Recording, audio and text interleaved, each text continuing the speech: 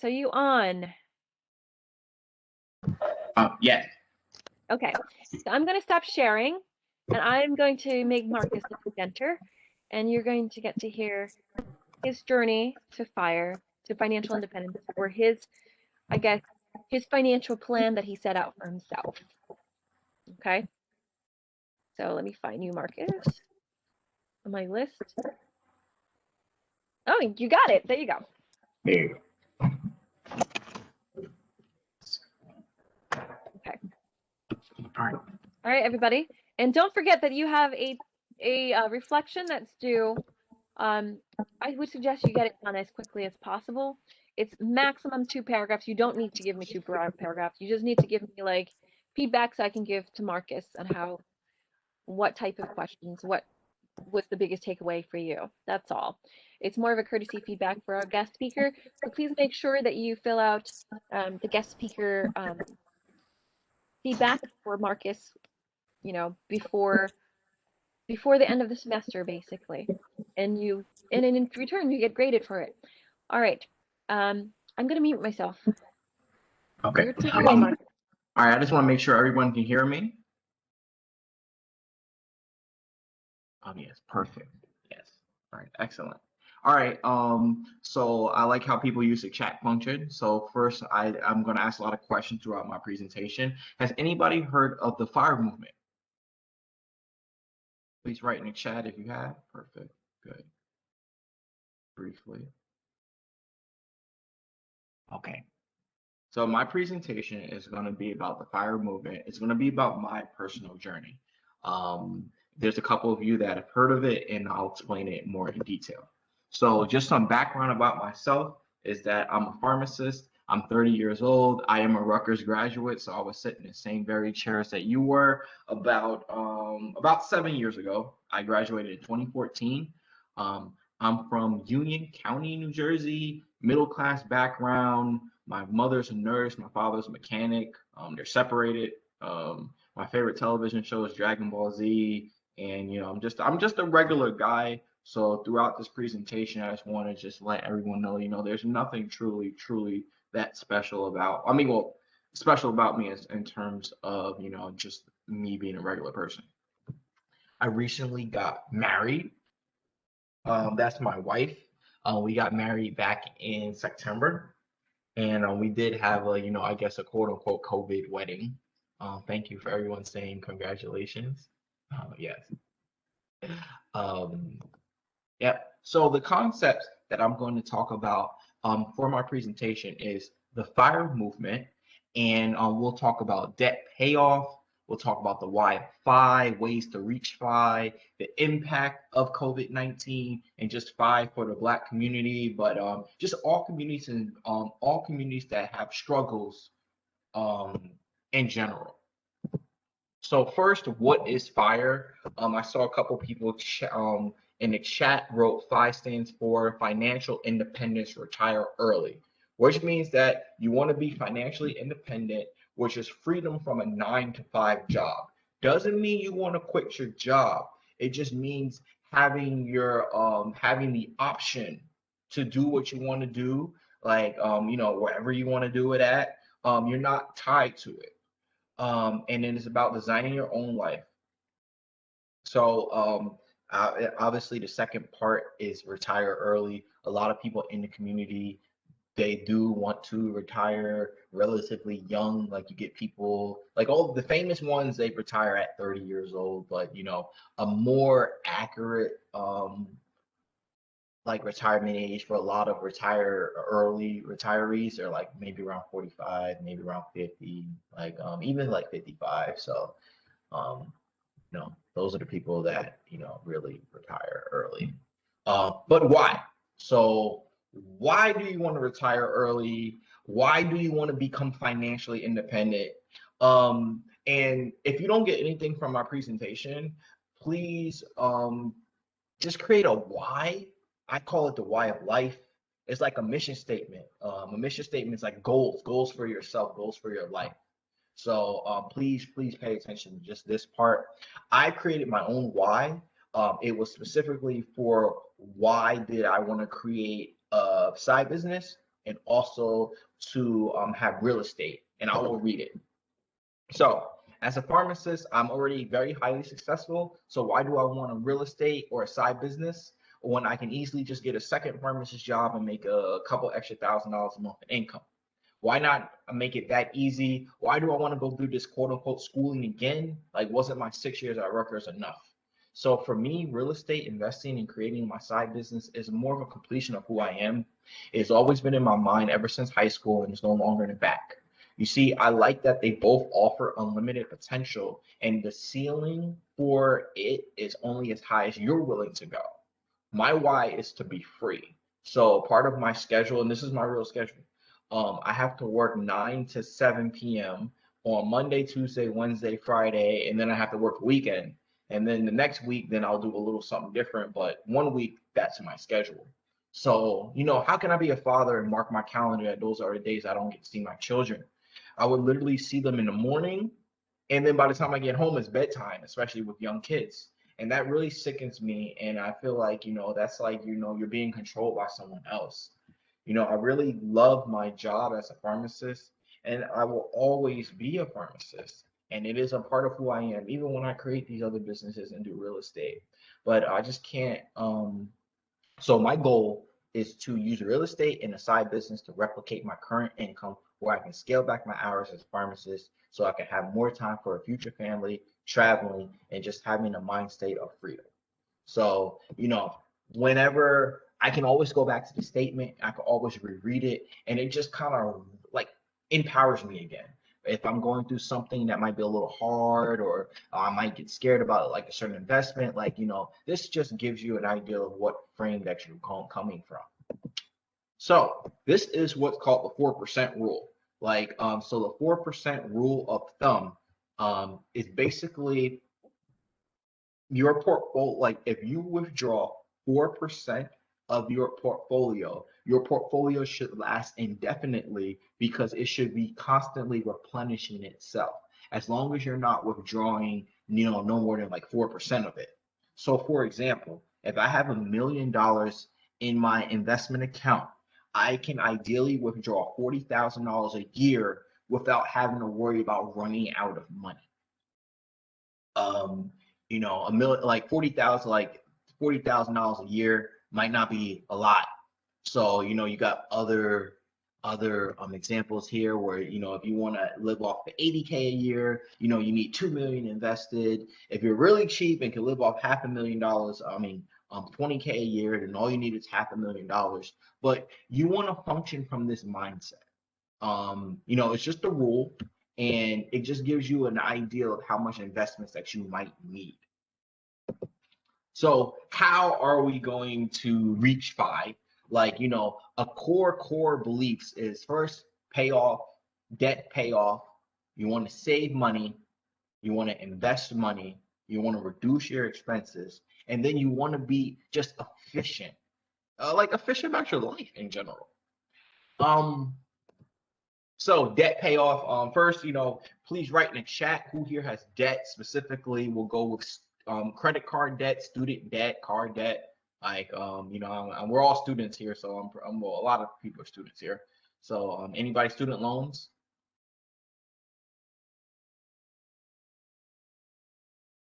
Anybody over 100,000 in student loans? Yeah. So yeah, no. But yeah, we got a lot of anyway, student loans. And this I'm gonna share my student loan story. So when I graduated from Rutgers, I graduated with over $125,000 in student debt, and pharmacy school is a little more expensive than the other schools. And obviously we all know about the student loan crisis. Biden wants to, I think I've heard proposals between $10,000 being forgiven and then up to $50,000 being forgiven. But this is my personal story. So I had $125,000 to pay off, and I did it in 3 years. I made a plan that I was going to live at home, which really, really reduced my expenses and allowed me to, throw more money at my debt. In addition to that, I refinanced my student loans at a bank called DRB. They're called Laurel Road now. but I don't know if you've heard of other banks such as SoFi. It's a lot of them out there now. Linkey. Um, so with this and about one thing about the fire movement is that um, we work smarter. It's not always about working harder, it's about working smarter. So when I refinanced with this bank, my interest rate was cut in half. Many of the federal loans interest rate for me was between 6.8% and some of them were as high as 9%. When I when I refinanced, I went down to 4%. 4% over, you're talking $120,000. That's thousands and thousands of dollars that I saved with that one move. And then I'll just read my Facebook posts when I paid off my student loans. Finally, after several sacrifices, a couple strategies, and some major action planning, I can proudly say I paid off all my student loans. I'm so happy that this 120K anchor of debt, this massive weight, is finally off my back, and I'm free to fly high. Student loan payoff is amazing. Like, I hope that all of you, with student loans or even with credit card debt, any type of debt, you can pay it off as well. This was my personal spreadsheet. This is part of my action planning. I made this spreadsheet a couple years into paying off my student loans, actually. So I made this at 16, but I had already started paying. It just gives me, like, tells me, based off of how much extra I would pay, and it gives me a date of what my possible payoffs would be. These are real numbers, by the way. I'm pretty sure Mary has, like, student loan debt calculators. I personally got this online. I just typed student loan or payment calculator Excel. And I always like to talk about this one. Like, just because I say I'm going to pay $1,000 a month extra, it might not always work out. So in the summers, like, it looked like I had a lot of fun in July, August, June, but then September it looks like I got back to work and I paid like an extra 5,000 that month, which was good. So house hacking. So who here pays rent? Have a mortgage? Like, housing is your number one expense. Like, and if you can control your biggest expense, then like, you're in such a great position that you're like really on the way to, I mean, not even if you're not into the FI community, but if you control your biggest expense, you can get very ahead in life. Um, the number one way so what house hacking is using your house in a smart way to either to make money, to save money. And it's a way to subsidize your housing cost. The number one way to subsidize your housing cost is by living in a multi-family house. Right now, me and my wife, we live in a two-family house. Our house mortgage is about $3,000 a month, but the renters downstairs, they pay $2,000 a month in rent, so that our mortgage is being subsidized by 2/3. So we're only responsible for 2/3. We're saving like literally like $2,000 a month. Not living in a multi-family house might not be for everybody. Like, maybe you just have a spare bedroom that you're not using, or a garage or something that you can convert. Like, that might be something you can use for putting on Airbnb. Um, and then also this last strategy, and this is more for real estate investors, but it's called the live and flip strategy, where you buy and live into like a kind of a messy, sloppy, decapitated house, and then you fix it up as you're living in it over the course of the next like few years. And then you go to sell it, especially like in a market like today, like when you sell your house, the tax law says that up to $250,000 of your gain, you won't have to be taxed on. So, for example, if you buy a house for $100,000 and after fixing it up over the next 3 years, it's worth 300. So you've made 200,000. You do not have to pay taxes on that $200,000 that you made.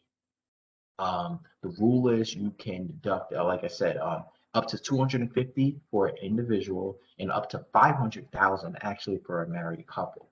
So if you don't want to, like, worry about renting or Airbnb or multifamily, like, this is actually a viable strategy that you could do. But this is my original house hack. It's a 3-family house. It's in Union County, New Jersey. and I use what's called the Freddie Mac Home Possible Mortgage. So I just want to say, like, buying a house is not necessarily, like, you do not need 20% down to buy a house, 25%. Like, you can buy a house in as little as 3.5% down. That's called the FHA mortgage, and everyone is eligible for an FHA mortgage. I use personally Freddie Mac Home Possible Mortgage that allowed me to put down 5% for this property. This house cost me 460,000. So you would have said, "Oh, he put down 20%. That's 90K." I don't have 90K. I put down after 5%, along with some seller concessions. I had to put down $27,000 for this house. Sure, it results in a slightly higher mortgage, but when it's a three-family house, a multi-family house, the renters are helping me pay that mortgage. The beauty of this particular house was that I actually lived there literally and got paid for it. The other two units, the rents were so high that I was actually paid $300 a month to live. So let's just do some math. If a normal rent for the unit I stayed in might have been, let's just say, $2,000 a month. So instead of paying $2,000 a month, I'm making $300. So that's a $2,300 spread. So like I said, if you can control the biggest expenses, I'm already $2,300 ahead of most people because I'm not spending that money on my housing situation. And because I value my car, like, I spent a little bit more money in a car. I drove an Alfa Romeo and I drove a Lexus. I leased them, back to back. Like, so if you control a car in your house, then you're you're probably about 70% on the way to 5 in controlling expenses. But when you can control your housing, you're literally like so far ahead of the game. And one thing about FI is that I was a single gentleman. I was 23, 24 years old. I never stayed at home anyway. So it was really nothing for me to, like, rent out a multifamily house. If, you know, housing is something that you really, really, really like, value, then, spend the money on the house. But then, you might have to cut back on the car. Like, you maybe don't buy Alfa Romeo like I did. So really it's about spending money on the things you value. Now this is a YouTube video. I won't share the video just in the interest of time, but the name of the game is how much money that you keep. So it's not about, like, when we all graduate, well, when you guys all graduate, you're going to talk about, oh, how much money you make, oh, six-figure job or whatever. And people brag about, oh, I make $100,000 a year, I make $50,000, I make $200,000 a year. The name of the game is really about how much money that you keep. Like, you should be bragging about, hey, look, I saved $10,000 this month, I saved $20,000 this year. Like, that's really what the game should be about. Like, there's a lot of people that make a lot of money, but they just buy nicer stuff. Like, instead of driving a Toyota or a Honda, like, you move up and drive a BMW or a Benz. Like, so instead of spending, a typical $500 a month for a car payment, you're over here spending maybe $800-900, but you're still not getting anywhere. So just keep in mind, it really is about how much money that you keep. So in order to keep money, so we're all about save, save, save, save, save. A core belief in FI community is living below your means. We're saving more money by reducing our expenses, and we're investing more money to help with the income. Like, a lot of people, and I think Mary did type about lean FI. There's a such thing called lean fire. And what these people do is they reduce their expenses so much that they're able to retire earlier. Then you have something called fat fire, where people enjoy the luxuries in life and they don't want to get rid of those. So they just need to have more money saved. I'm going to go back to my 4% rule image right here. So I know someone, actually, he lives in Georgia, actually. He lives off $20,000 a year, which is, I mean, that's really, really low. But because he lives off of $20,000 a year, once he has $500,000 saved up, he's technically fired, and he could leave his job and then have his life on his to himself. Somebody like me, I might want a little bit more money because especially New Jersey's expensive. I might want $2 million in my account so that I can live off of 80K a year. So you know, that just gives an idea that if you're able to reduce your expenses, you're able to be fired much, much quicker and much, much easier. But it's really, like I said, it's about spending money on what you value. Like, and it's not all about quitting a job, also. It's just about designing your life.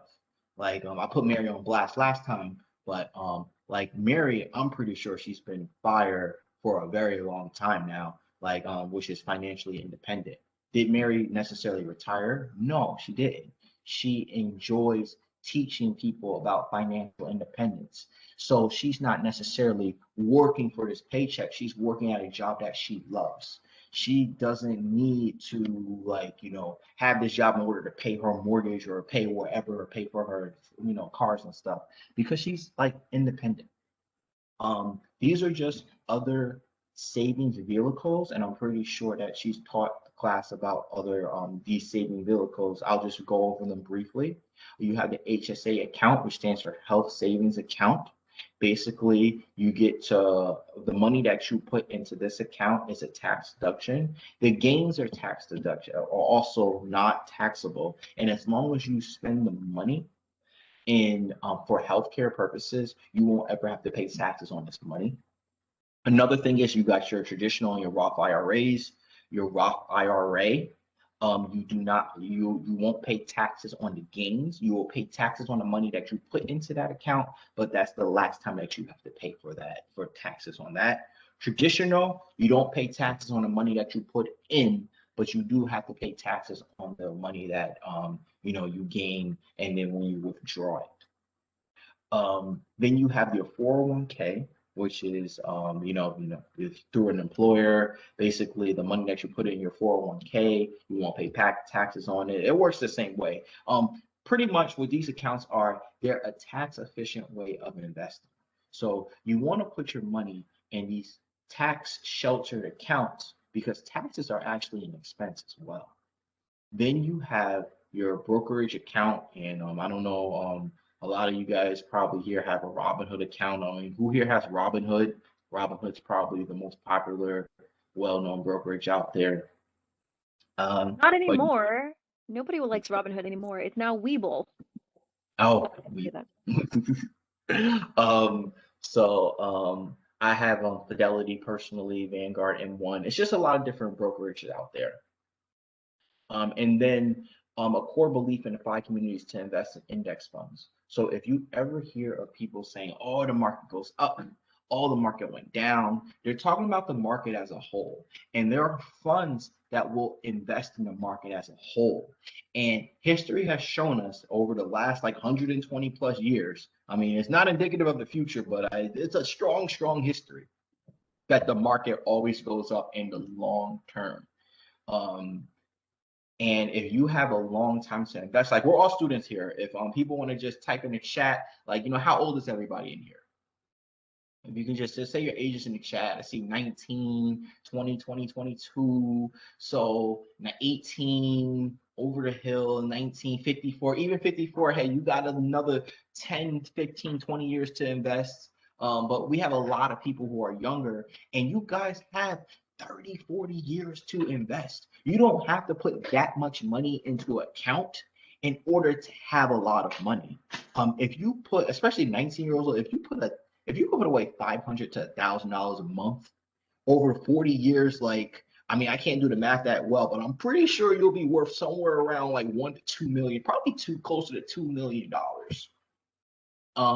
This image on the side, I ran this myself based off of an old savings rate that I had.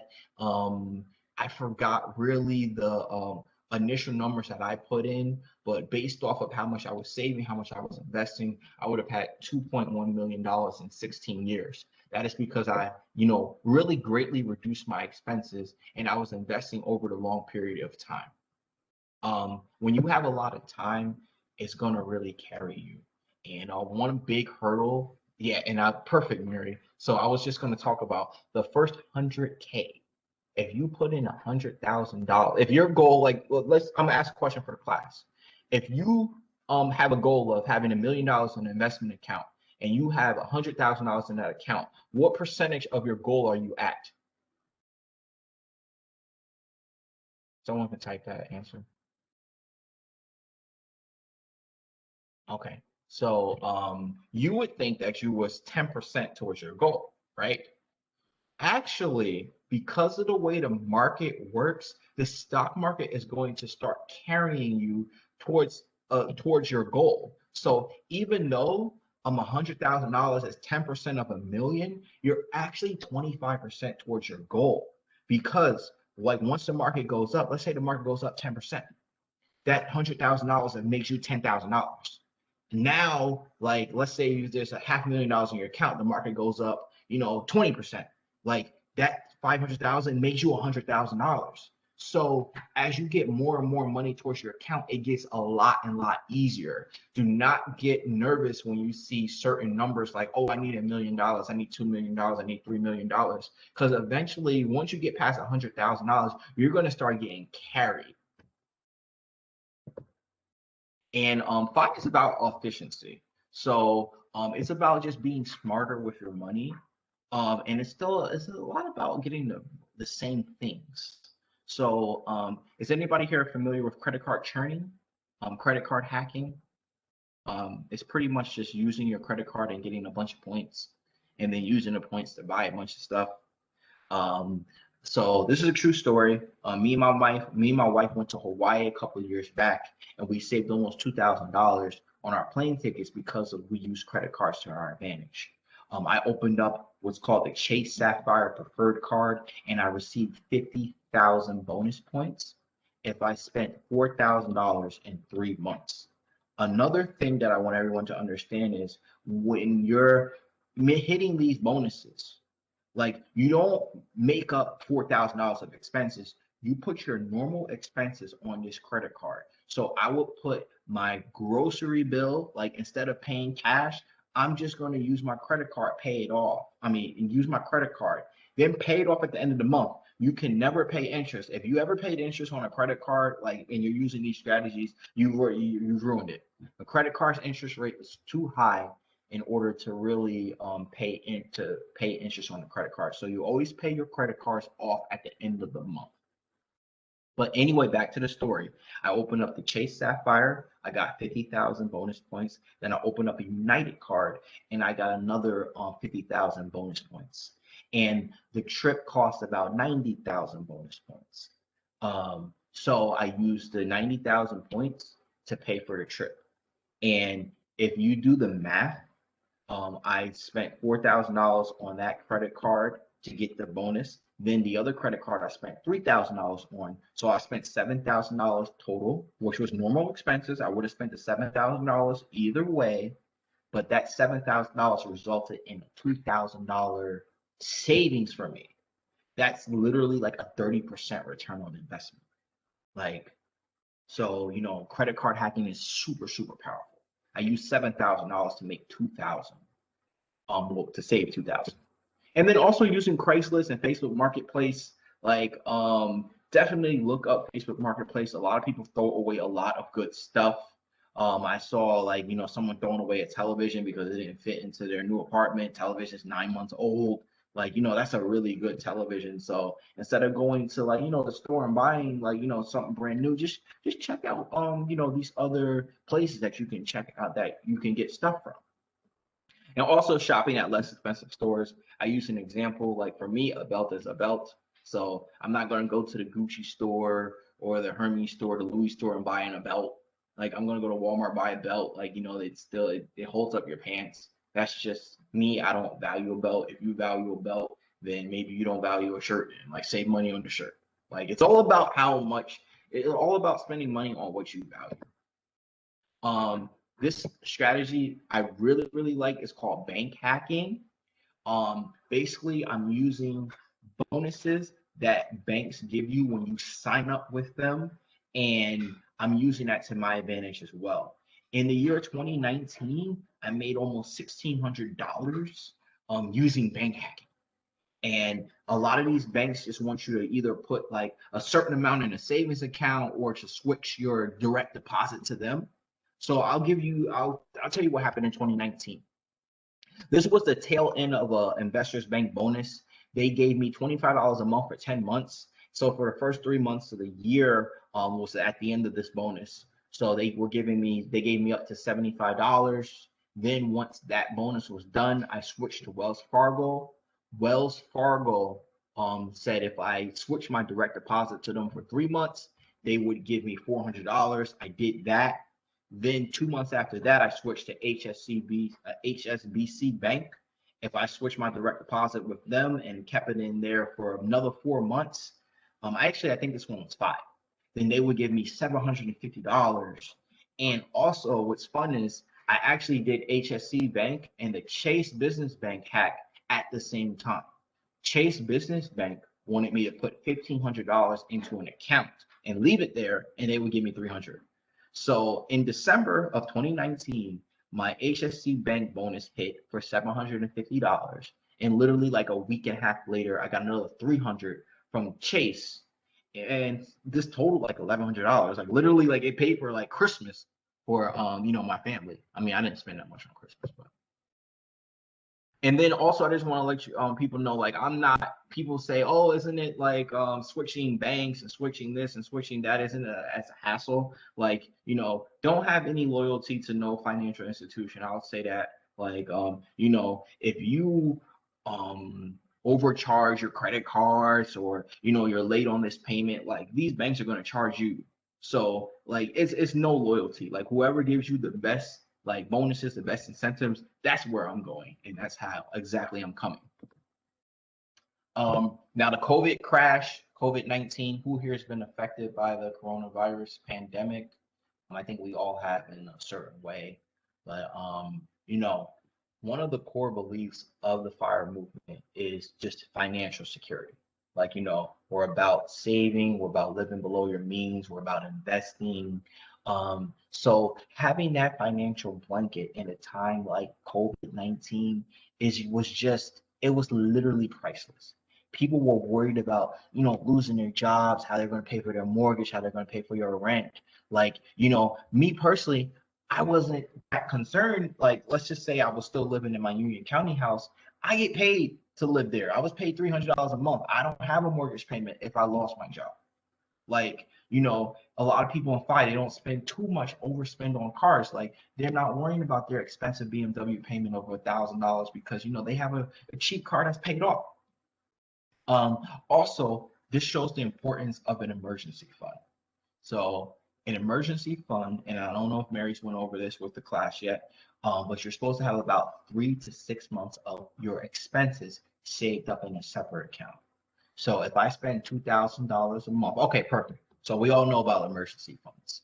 And it just showed the importance of having an emergency fund, and that's a core tenet of the FI community. Also, it showed the importance of job security. Like, it's nothing wrong if you want to be an entrepreneur or if you're a waitress or waiter or even a pharmacist like myself. It just gives you an idea of how much emergency fund you might need. If you have a job that, really, really is dependent on interacting with people, maybe your emergency fund is going to be closer to 6 months. Me, as a healthcare professional, my job is pretty recession resistant. I still had to go to work in the middle of a pandemic. Maybe I only need 3 months because I'm working regardless. Now, this is just how COVID's affected me. Unfortunately, I did lose a family member. But just from a financial standpoint, it's very important just to have a plan. Like, you want to have a plan when times are good. You don't want to say, okay, I'm changing the plan. I'm doing this in the middle of a crisis situation because you're not thinking clearly. Like, true story, my 401k, it dropped from $120,000 to $88,000. I lost $32,000, I guess you could say, on paper. But I know the plan. Like, my plan is I'm not withdrawing this money for 10, 20, 30, 40 years. And based on the history of the stock market, I'm going to recover all that money. And I'm just gonna say like I really recovered all of that money and then some. Like the market has been on a tear. And I think you know, you that's another reason why you invest in index funds, because that index funds follows the market. Like you follow it down, but then you follow it all the way up. And over the long period of time, it usually goes up, almost always. My plan was to buy a car. Like this was way before the pandemic. I had my money saved up. Like I was able to save a couple of extra dollars just because of the pandemic. But this is my car right here. It was a used 2017 Lexus. It's about 4 years old. A car that is considered well below my means. Um, and you know, Buy is about like, spending stuff on you value. Like, I do value a car. Could I have gone cheaper? Yes, I could have gone cheaper. Car is something that I value. So I found a really good sweet spot. And this $20,000 Lexus was my sweet spot. I don't personally believe in car payments, so I did save $20,000 and I paid cash for my car. And then also, COVID has allowed me to invest additional money in the market. Like I've been saving a lot of money and I just been throwing it into the market because the market's been very, very good.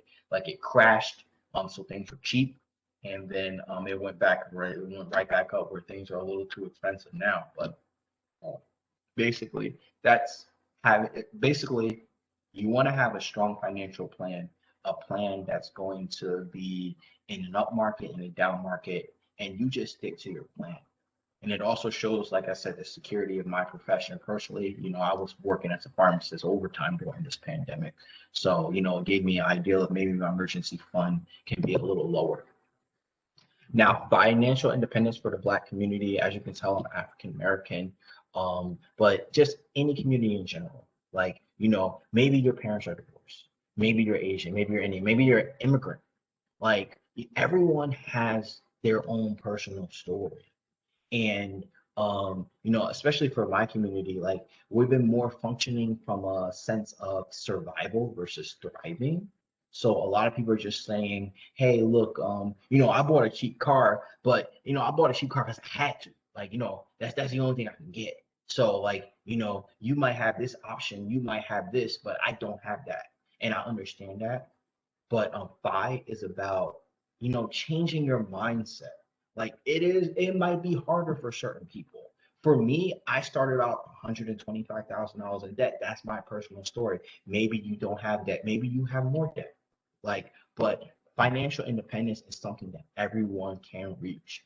It might not be like, 5, 10 years like out, but even if it's 25, 30 years out, like it's still something that everyone should strive for.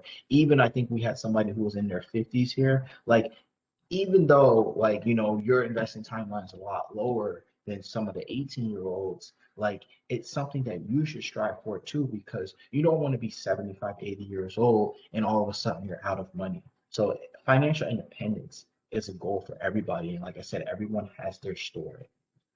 Um, and it's changing your mindset. And for me, my mindset is just about being free and having freedom. So these are just some resources. If you want to learn more about the fire community, I mean, Mary will definitely share all my info with you guys. Hit me up on Facebook. My name is Marcus Lawson. And then she'll share my email and stuff. Anyway, I have a group called the NJ Fire Starters. It's about financial independence, retire early, specifically for New Jersey. I mean, we have our own personal challenges. I mean, property taxes suck. Our state is very expensive, so we might not be able to live off of a lower income. We might need something higher. So we just talk about, strategies for that. We haven't really met in person, obviously, with the pandemic.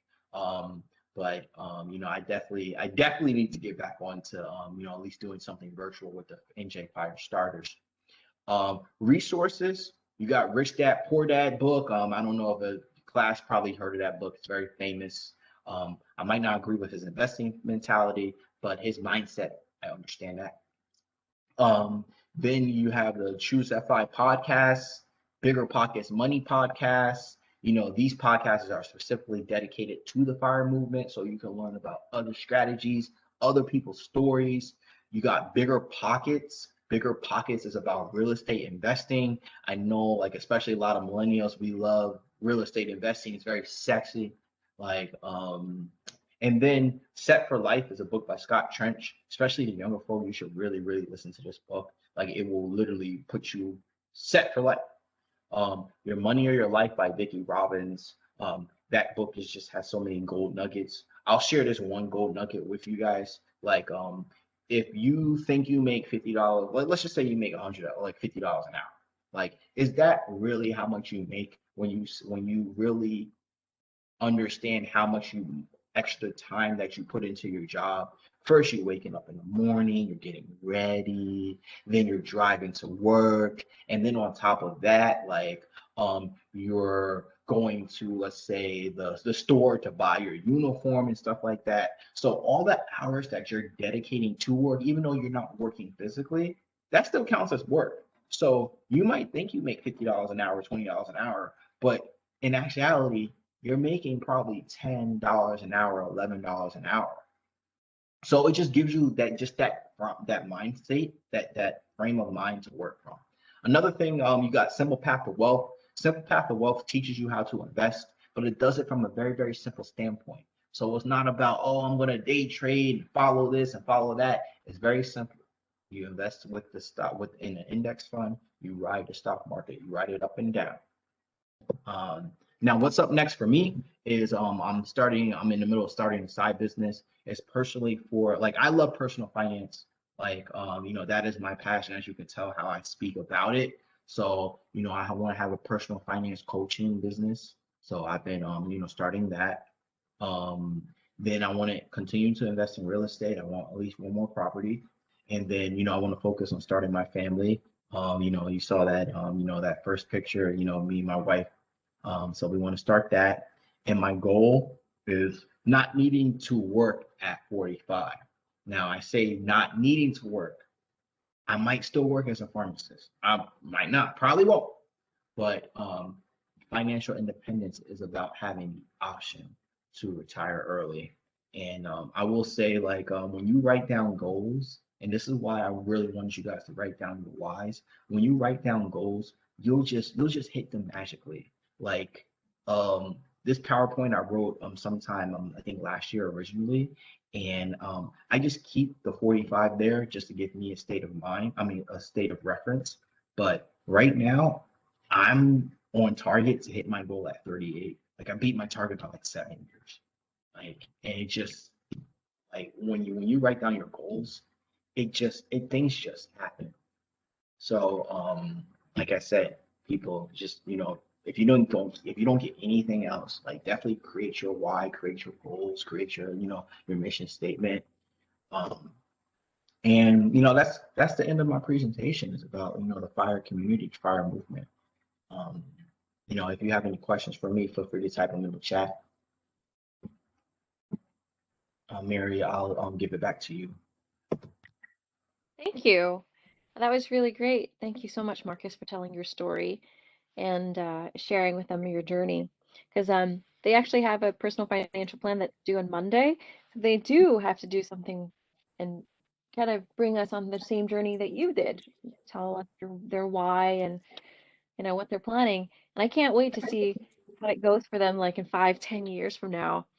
Um, and it's crazy. So you started really getting into personal finance about a few years ago, Mhm. approximately like 3 years ago. Yes. So Marcus got into this approximately 3 years ago. Before that, he was kind of cognizant of it, but not really like intentional yet, right? And then he hit his stride like 3 years ago, and now he's like, guess what, guys? I'm gonna hit it at 38. He's 30 years old now, so at 27, he realized like, hey, I don't want to go into the rat race anymore, or you know what? I want to do something different. I'm gonna put my priorities in focus. And like once he had a purpose and he gave himself some direction, you see what things can happen, what that does. And it's strange because I've been doing this for 10 years, but I have seen some serious magic happen 10 years to my students. Okay. And it's a powerful thing when you have that financial education and that financial purpose. Yeah, Um, especially compound interest. Like you, I'm assuming, Mary, you showed them like the compound interest calculators and stuff, right? of course. I mean, like they're so sick and tired of compounding by now. They're so The sick and compound tired. interest is so real. Like, I mean, once you get that money in the market, like I said, don't get nervous about these big numbers. Like, you know, my portfolio goes up more than my income now. Like, Yeah. it's really powerful compound interest. Yeah, compound interest is the magic number. I mean, it's the magic in numbers and in math. Once you learn compounding interest, you're like, how does that not, how is that illegal? How does that not work for people? And it's amazing because you realize that over the years, especially once you pass 10-year mark, then you start to see like huge strides in compounding. The first couple of years it starts off really slow, but once you hit like the past your mark of 10 years, your compounding interest really starts to to slope. Like really, it takes a huge upward tangent. It's real the the upward trend that we normally see, it's in the compounding interest after 10 years. Yeah. So if anyone has any questions for Marcus, Yeah, feel free. yep. And if not, you can always email him later. I'm sure that, if you have any personal questions or if you want to join his group, he's on Facebook. He sets out meetings. They're virtual right now. But he will be doing in person when when it's safe. So please make sure that you join a community, even if it's not this one. You need to have support because people need to know that there's other people on the same journey as them, even though, it's not exactly the same. You need to find your tribe. And luckily for us, we were able to find it pretty soon. Um, but you need to find that because you need that support. Your family members, your top 5 people that you hang out with, they might not have the same viewpoints as you. They might not think about finances like you do. And if that happens, your influence, how you want to do things, when you want to go out, if your friends want to go out, if your friends want to do something, if those are the 5 key people that you're always hanging out with, your decisions, your financial decisions are kind of influenced most by them. So if you don't have a support group, it doesn't keep you grounded and you kind of lose track and you get sidetracked a lot. So in order to break that mentality and to help you, you need a support group that really encourages your interest in this and also supports you on your journey. Some people have like great stories, but also some people might say like, have you ever tried this way? It might work for you. And you know what? It just might work.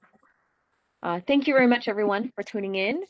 And I've had a great semester with you, and I'm glad that Marcus was able to round it out with his story so that you can see it in action. Anyone who wants to stay and ask me questions, please do. Marcus, we're gonna allow you to go. Thank you so much for coming Take in, care, class. It was great. It was a pleasure. and I'll give you the feedback later when they're done.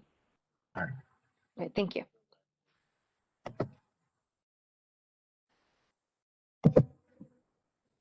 All right. Is there anyone here that has questions for me or that would like to talk to me? Please stay behind. Everyone else, our class is over. I will see you if you need me on Monday. I'll send out a link. If you don't need me, have a great semester. I really enjoyed teaching you.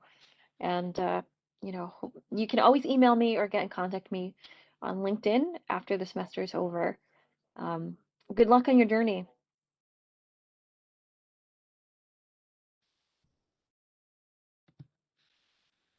Good luck on your journey, and I hope you have every success. And like I said, if you ever need to ask me any questions, like suppose you have like you just need somebody to guide you and you're not sure which way to go, just send an email, go through LinkedIn, and I'll help you find whatever it is that you need.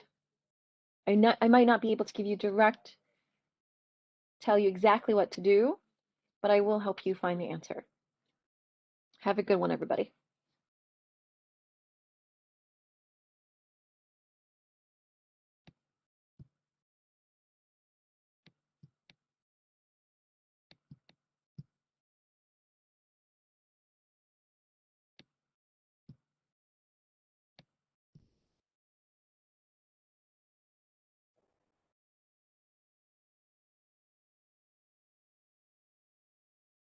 Caitlin,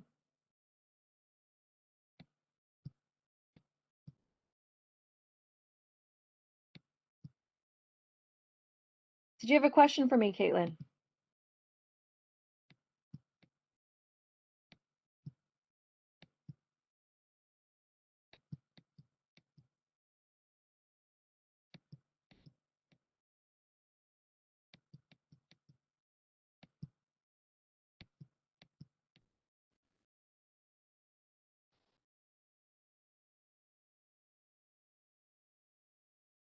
Caitlin, did you have a question? No? Okay.